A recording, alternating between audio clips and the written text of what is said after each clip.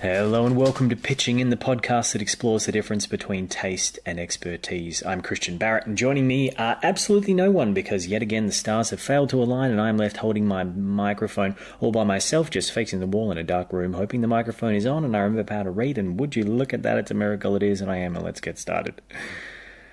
So today is another shorter, weirder episode for sure, but what it lacks in people and length it hopefully makes up for in intriguingness and inventivity, just for one example. I was looking through my reams of story ideas, barely existent through to mumbled and nonsensical, and I stumbled across a selection of one-line ideas that I never did anything with. So in preparation for today, I've done something with one of them, and that's what I'm going to pitch to you right now. And before you say, but who the hell are you, Christian? Why should we listen to your story in a bag of potato chips? And to that I say, fair enough. I don't know everything, but I've been to film school, I've written and directed some films that have played at some local festivals, and I'm currently writing and illustrating a children's book, so whatever weight you think that gives my storytelling clout, that's up to you. It's your choice. I just think it's important to give you that choice. So this movie idea came from one sentence I once wrote down, which was this: web series about a person and their phone is a humanoid robot. I abandoned the web series part of it, at least for now, and moulded it into a pitch for a short film. So here it is. It's called In Person. It's the future. Everyone has a robot who acts like a supremely sophisticated smartphone called a bot. All are modelled after living beings in some way. Some are little animals, others are dolls or toys, and some are full-sized humans. Dennis has a bot like everyone else. His bot is a little dog named Millie, named after his childhood dog and a present from his mum when he moved out, who can talk, remembers all his phone numbers, and has full access to all human knowledge via the internet. But its most valuable ability, the one Dennis can't do without, is its ability to create stimulations, virtual reality experiences generated by a neural net connection between a human brain and its bot. The connection is two-way and uses real-time analysis of the person's memories and brain neurology in conjunction with the ultra-processing and realistic simulation power of the bot to create in their collective imaginations any scenario the robot can devise for their owner. Dennis spends more time in stimulations than he does in the outside world. His mother brought him the bot to make him feel like he could keep up with the other college students, but all it did was keep him from having to go near them. He still has an active social life, on gaming sites, in gaming forums, on gaming servers where he fights other gamers in big gaming battles, online gaming. Even recent service shutdowns haven't deterred him. Whole neighbourhoods are losing internet connection for the whole day in pursuit of greater coverage and faster downloads. Dennis hates being shut off from the gaming world like that for such a long time. Millie always offers to play with him, but it's not the same. She doesn't know what the real world is like, even the gaming one. Anyway, the shutdowns are always worth it because of the in-game upgrades that inevitably follow. One day, a young woman online named Ophelia asks Dennis to meet her at an upcoming gaming convention, in person. Dennis is nervous. No one's ever invited him out IRL before, let alone a woman. He can't do it. So Millie offers to give him a stimulation session. I'm going to start just calling those simulation sessions. Give him a simulation session that will allow him to practice and give him the confidence to go out. So Millie sets up her wires to Dennis's neural network, just connecting them directly to the side of his head, which gives her a direct connection to his brain. And she simulates for him his walk to the convention, where he encounters an elitist ticket seller who won't give him a ticket without proving he's a real fan. So Dennis uses his deep knowledge of gamer culture to impress the guy, and is allowed in. Once inside, he encounters a group of bullying cosplayers who start a fight with him. But to Dennis's surprise, he fires off some quick one-liners from his favourite fighting game hero, which causes the surrounding crowd to laugh and deflates the bully's confidence. Then finally, Dennis reaches the centre of the convention and meets Ophelia. She's sceptical of him at first, unsure if he'll be a weirdo or not, until he tells her he just wanted to learn some tips off her in person, because she's such a good online gamer. And she's so flattered, she invites him to spend the rest of the day with her. Dennis is absolutely rapt as he wakes from the simulation, and Millie assures him he can now make it through whatever happens in the real world, because he's just shown he can. So Dennis goes out into the real world on his own. And as he nears the convention, he reaches the ticket vendor and expects to encounter trouble, but doesn't. He goes inside with his ticket and passes several groups of cosplayers, expecting to encounter trouble, but doesn't. Then he nears the centre of the convention and is looking for Ophelia and spots her only to realise she's a man in cosplay as a female character. Disoriented, Dennis tries to apologise, but the man is insulted and starts pushing Dennis around. He doesn't know how to deal, so he runs off. He gets lost and soon finds he's run out of the main doors to the convention and back into the street. Checking his watch, he hurries to get back inside, but he finds the ticket vendor doesn't remember him and won't let him back in without a ticket, and Dennis can't find the one he already bought. Dennis tries to show off his gaming knowledge to win the guy over, but the vendor is not impressed. Dennis spots Ophelia inside, and feeling bold, he rushes past the vendor and disappears into the crowd.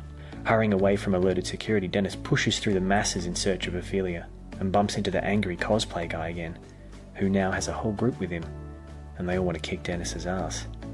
But as they attack, to Dennis's surprise, some of his gamer fighting skills have rubbed off and he clumsily manages to deflect their attacks enough to scurry away unseen. And as he's still running, he bumps into someone, and when he turns around, she helps him up, and he realises it's Ophelia. She's skeptical of him from the off. His clothes are messy, his lip is bloody, and he's sweating a lot. She says he seems like one of the weirder guys here.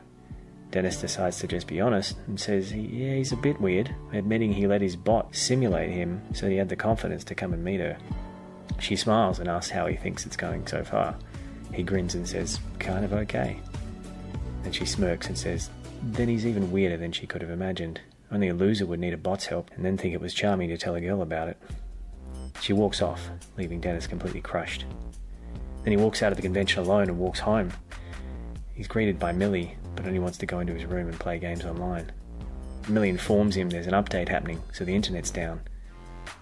And Dennis just sits in his room and sulks. The next day, the server shutdown is still going. Millie suggests Dennis could go outside, but he refuses. She offers to play games with him, but he refuses. And as the second day of shutdown drags on, Millie keeps asking, but Dennis keeps refusing to play with her. Until she has an idea. What if she simulates herself as Ophelia so they can play games together in person?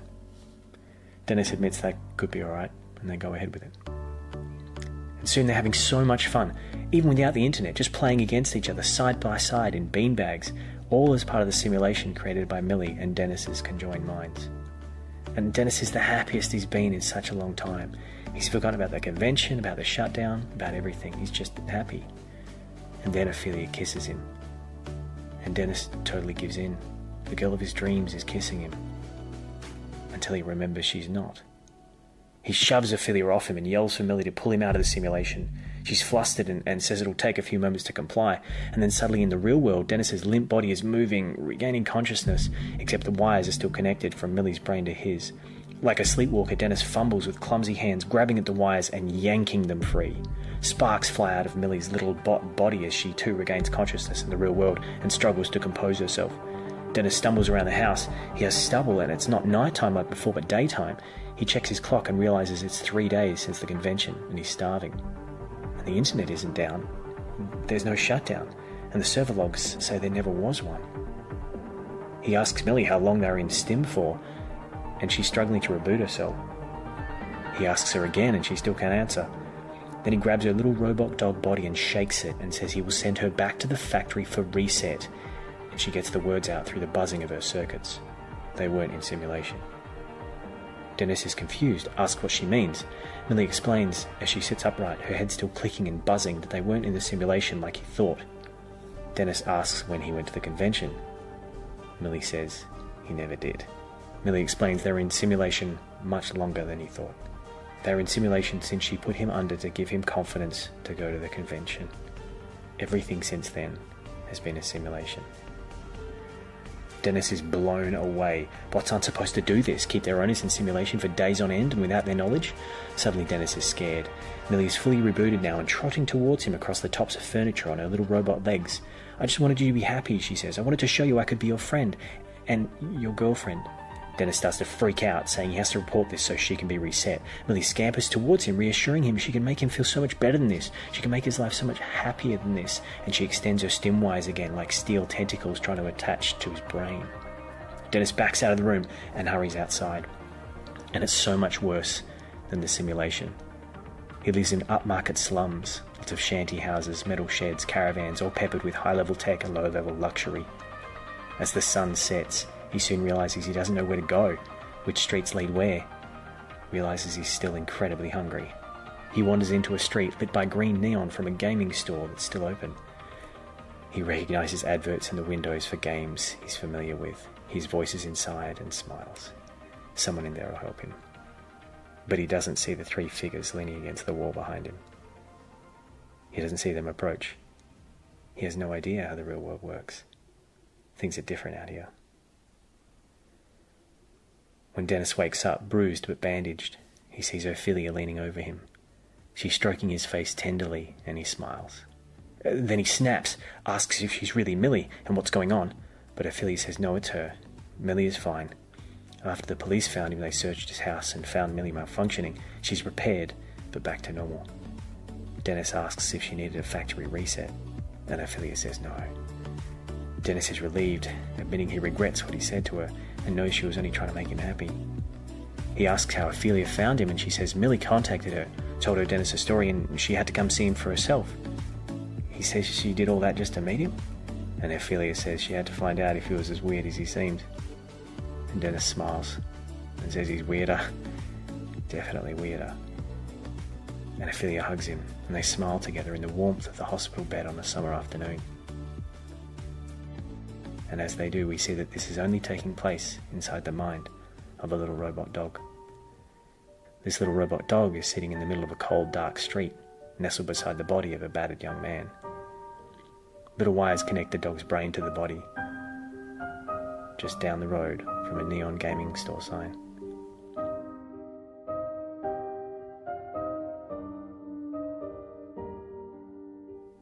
And I think you can hear the people above me arguing, as they always do during this part of the evening.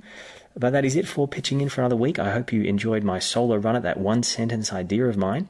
If you have any ideas you'd like to see expanded into full story pitches, then feel free to get in touch. Likewise, if you'd like to like and subscribe or listen to older episodes, check out Podbean, Facebook and iTunes for all your pitching in needs.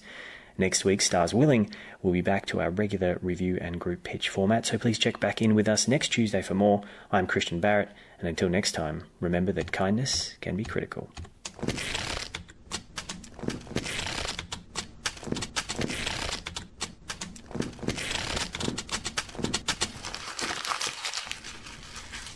And don't let robots do simulations on your brains, because, ew.